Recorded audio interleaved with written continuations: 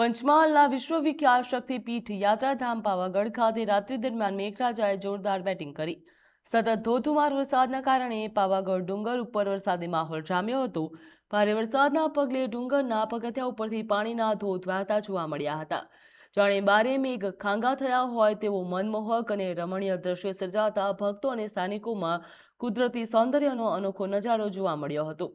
વરસાદના કારણે ડુંગર ઉપર ઠંડક પ્રસરી ગઈ હતી। જો કે તંત્ર દ્વારા શ્રદ્ધાળુઓને વરસાદ દરમિયાન સાવચેતી રાખવા, લપસણા પગથિયા ઉપર સાવધાનીપૂર્વક અવરજવર કરવા અને જરૂરી સૂચનાઓનું પાલન કરવાની પણ અપીલ કરી હતી।